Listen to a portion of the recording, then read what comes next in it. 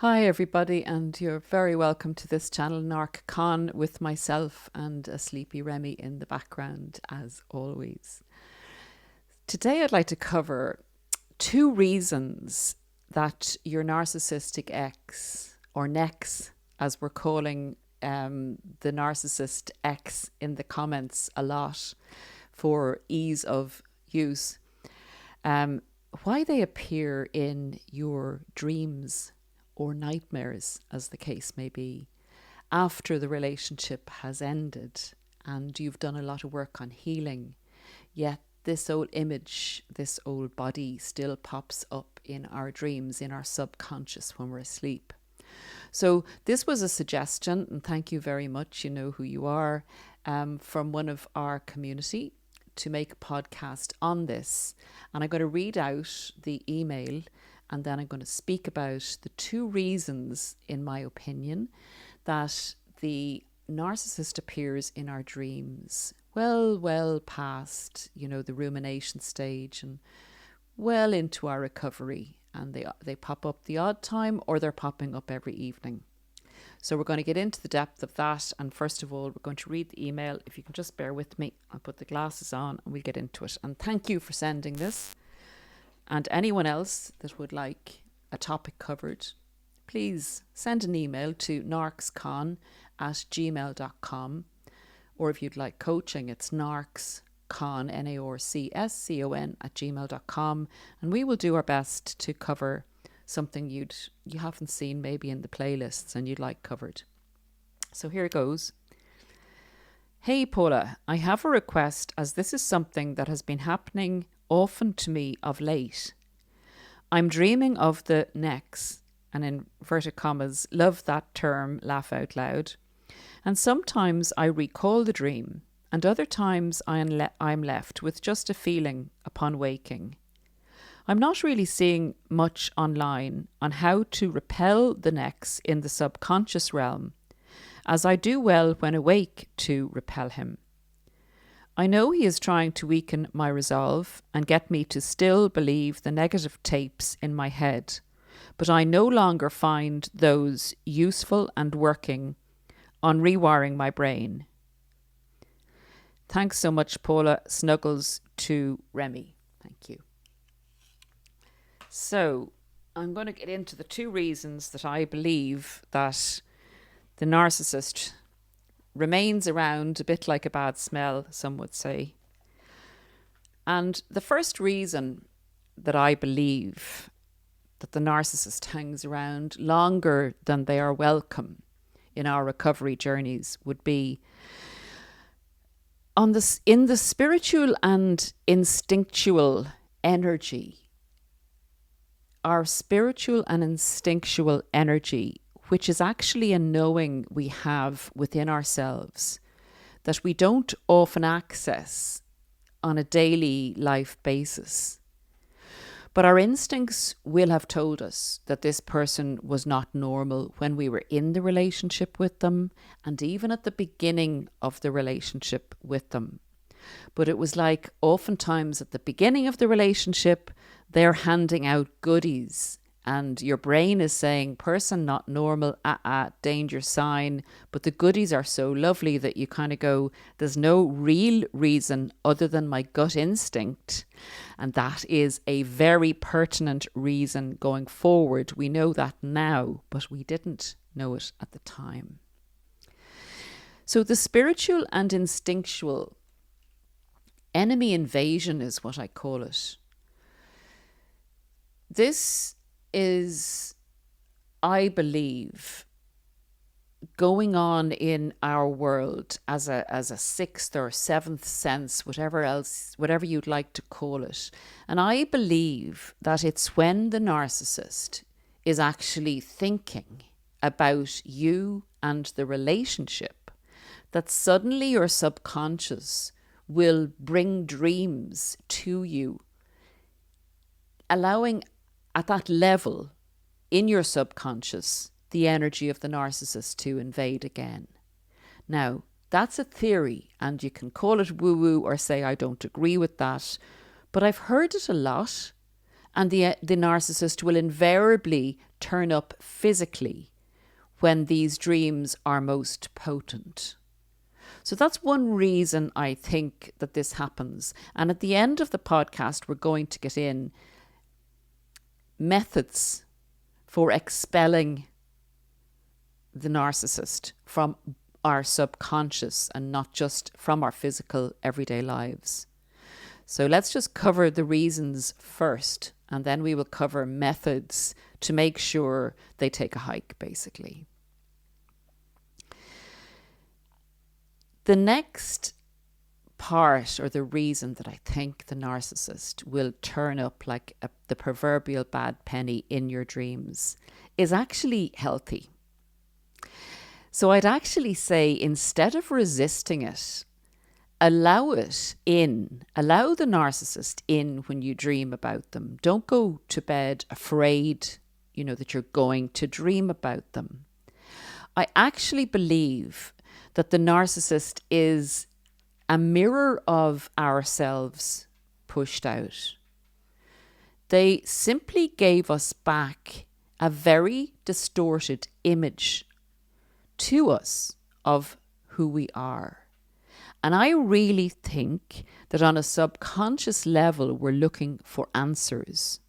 And when the narcissist pulls up in the tattered car or on the donkey in our dreams, or whatever way they pull up in our dreams, it's our subconscious looking to put reason and sort out our self-awareness and our belief in ourselves and who we are against the narcissist's mirror reflection of who we are that was distorted.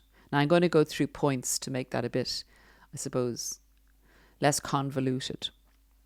So I believe our subconscious is like our emotional playground, where when we sort out our thoughts during the day, if there's residual doubts in the belief of our thoughts, so that's in the feeling of our thoughts, like we can say to ourselves in the rumination stage, well, one of the tips we got is to retrain our brain. I remember the last podcast, Paula said, we're going to retrain our brain. So when I get a thought about the narcissist, I am going to write that thought down, and then I'm going to put the true thought beside it. Like the narcissist told me I was crazy, and then I'm going to write down to retrain my brain on a daily basis in practical awake life. That's ridiculous, because the narcissist is the crazy person who has the personality disorder, who sees the world in a distorted, disordered view. So if the narcissist, he or she, calls me crazy, that means I must be perfectly normal because they see me as not being like them.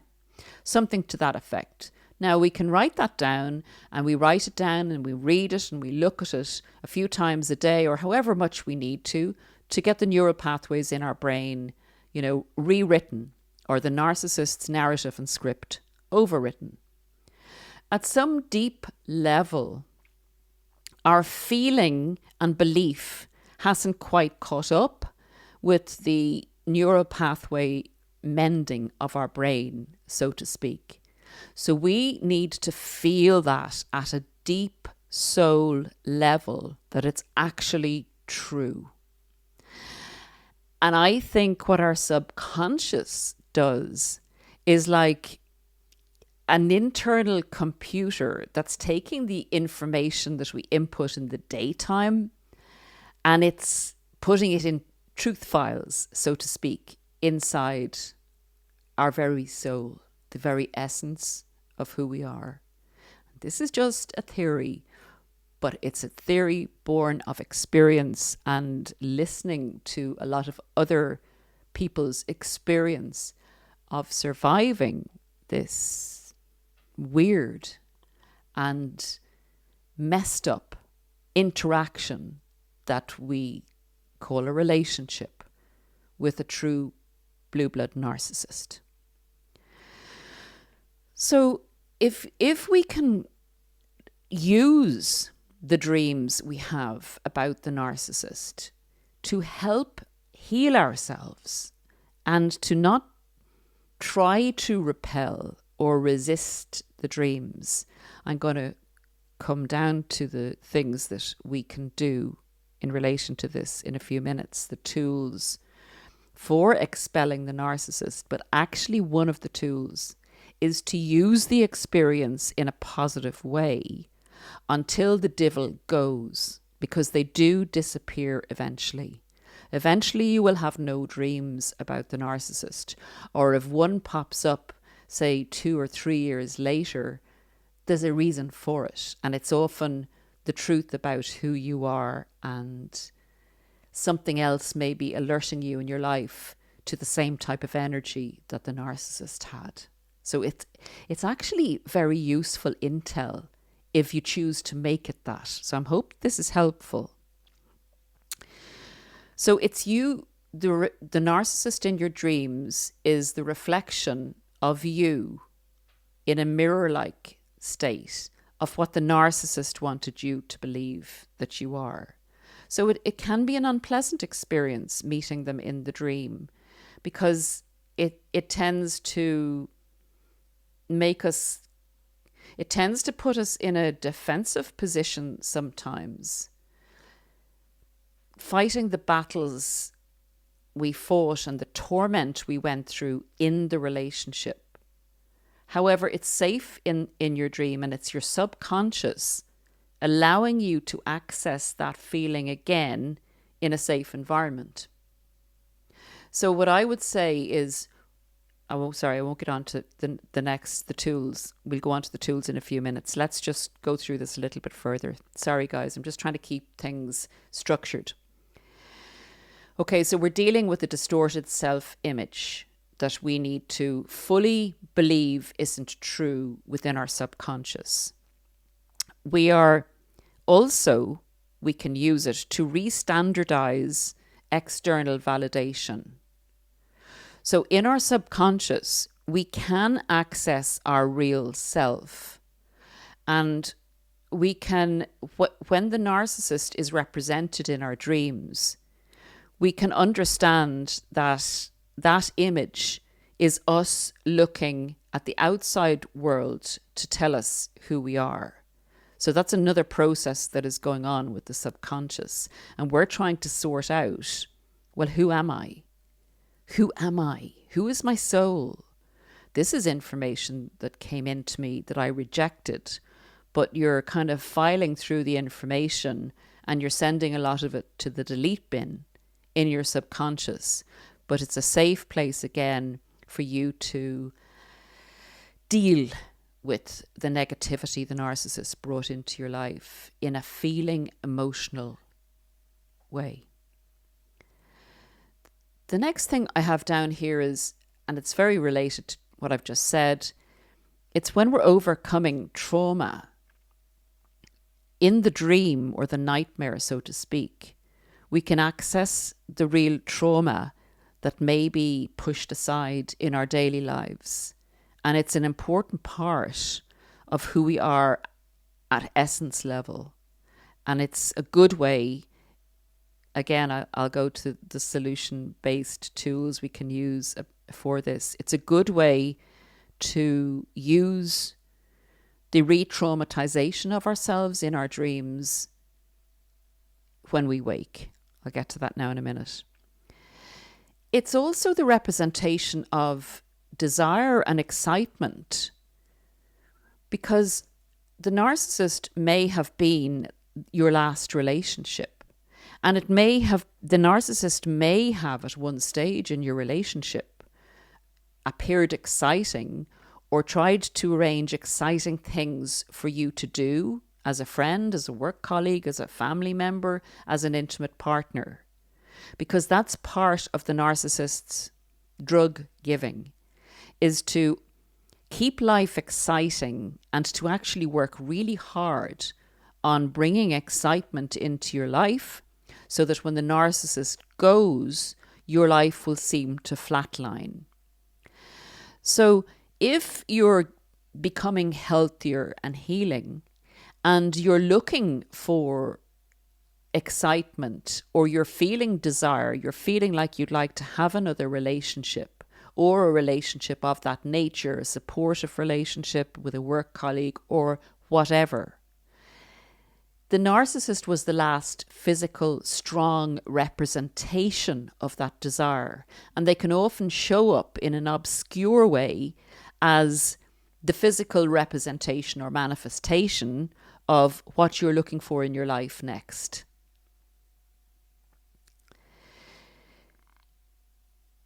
The feeling of powerlessness, if you're feeling powerlessness or powerless in something that's happening in your everyday life, and the narcissist has long since gone,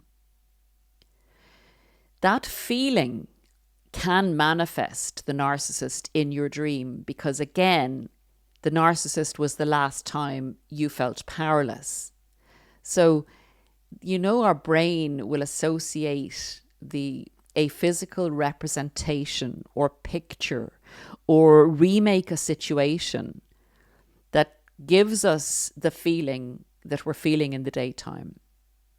And the last thing I have written down here before we get into the solutions for expelling Mr. or Mrs. Narcissist out of your precious dream time, the next feeling I have written down is curious. We're beginning to delve deep and curious about who we are. And one thing a relationship with a narcissist will do, particularly in its aftermath, is allow us to access, like a therapy, an intense course of therapy, every aspect of who we are, every bit of who we think we are, every bit of past relationship we ever had with anyone else, even in particular what type of family we were raised in and why we were so amenable to putting up with the narcissist's BS. So there's a heck of a lot going on in our subconscious world in relation to the leftover part of the healing. It's a very interesting area, and a lot of people will get upset because they're still dreaming about this demon. But if you can turn that on its head and make this really work for you, as I'm going to list down here, it can become a welcome experience until it fades away and it no longer bothers you because they no longer have access to your subconscious. So the solution or tools or the outcome of what happens in a situation like this is, one, it's a fantastic way, when you wake up, if you can remember what happened and try your very best the minute you wake up. Sometimes, as you say in your email, you just have a feeling that something wasn't quite right in your dream and you can't access the facts because they fade very, very quickly. In the minute you wake up, in those seconds, the second you wake up, sometimes you can have recall of the dream. But quickly, the recall goes. So try and grab a pen or think about it and write down exactly what you do remember of the dream to use it for dream analysis purposes. And go over the feelings you had in the dream, and is there anything related in your life, in your everyday life at the moment, that has a similar vibe or feeling. So let's use the narcissist as a therapist, even against their will. Let's use them in relation to figuring stuff out for ourselves. The hologram that they are, they're empty anyway. They're really empty as a personality, but as a mirror and as an informative on who you really are, about how you perceive yourself going forward and your reactions to the negativity the narcissist puts out, I think this is invaluable. I would look at it as a thing that you accept in, because the more you accept it and don't resist it, the more you get out of it, and the less important it becomes eventually. So, 2, I have retrain your brain using the experience, which is kind of what I've said. So this is like you going to therapy and having a film of one of your emotions, and the narcissist is in the movie and you're in the movie, and the emotion is playing out. So it's a fantastic way to see things in real life of your life, see things in your subconscious, and retrain your brain with the outcome you decide from that experience in the dream. So if you were afraid of the narcissist in your dream, why were you afraid of them in your dream? What do they make you feel? Was the fear justified? What would you do in a situation like that if that was to occur in real life? You know, those kind of things. Who are you? Who are you in, and what are you assuming from the interaction that you had in the dream with the narcissist? These things can be fascinating as a way for you to get to know yourself. Know thyself is the key to protecting ourselves against these type of con artists. Number 3, if you fill your life on a daily basis with new experiences. Sorry, it's my glasses gone. I always knock something over in these podcasts. I apologize. So if you fill your everyday life with new creative endeavors that engender emotions in you that are positive, like self-empowerment, creativity, excitement, and gain a new knowledge of yourself on a daily basis, that will become more what fills your emotional playground of your subconscious when you go to sleep, but particularly new experiences. And if you form an idea, because we have to self-identify after the experience with a narcissist, when the narcissist tells us who we are, and we go, well, that's not who I am, but who am I? Who do I want to be going forward?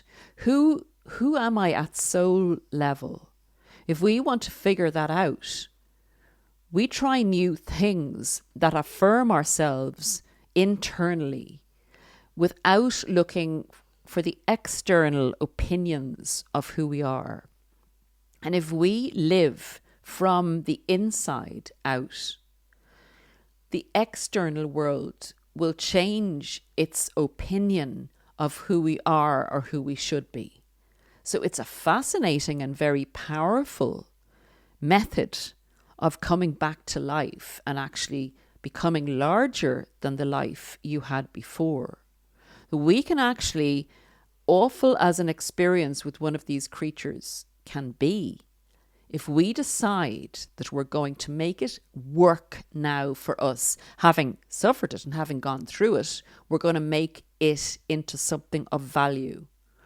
That is the most powerful thing I think anybody can do after a relationship with one of these people.